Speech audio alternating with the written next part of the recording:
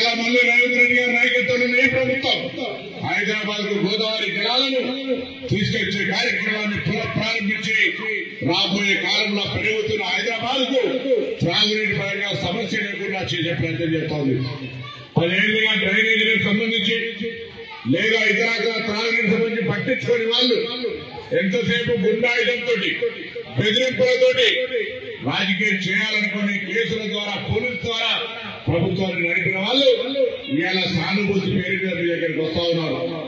ప్రభుత్వం అధికారం డెవలప్మెంట్ అనేటువంటిది సానుభూతి పనిచేసేది కాదు.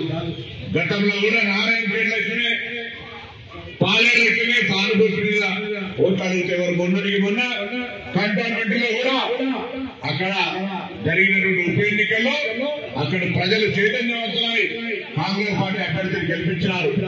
అక్కడ గణేష్ గారి నాయకత్వంలో సికింద్రాబాద్ కంటోన్మెంట్ అనేక రకాలుగా అభివృద్ధి చెందుతా ఉన్నది.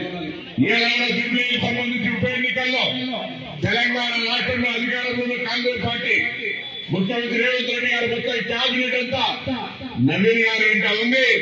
మీరు కాంగ్రెస్ పార్టీ అభ్యర్థి నవీన్ ఆశీర్వదించండి, తప్పకుండా కాంగ్రెస్ పార్టీ ఈ నియోజకవర్గంలో ఉన్నటువంటి అన్ని సమస్యల్ని పరిష్కరిస్తాం అనే విశ్వాసాన్ని జిల్లా ఇన్ఛార్జ్ మంత్రిగా కూడా మీ అందరికీ హామీ ఇస్తా ఉన్నా.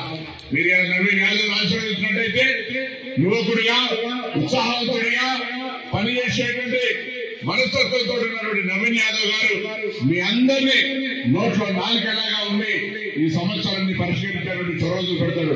ఆయనకు అండగా ఈ ప్రభుత్వం ఉంది. మరి మీరంతా ఆలోచన ఈరోజు కాంగ్రెస్ పార్టీ అభ్యర్థి నవీన్ గెలిపేమని పేరు పేరున ఇందులో ఉన్నటువంటి అక్క చెల్లెళ్లకు అన్న తమ్ముళ్లకు తాతలకు అమ్మలకు నాయనులకు అందరికీ కూడా పేరు పేరున హృదయపూర్వకంగా విజ్ఞప్తి చేస్తా ఉన్నా. 11వ తారీఖు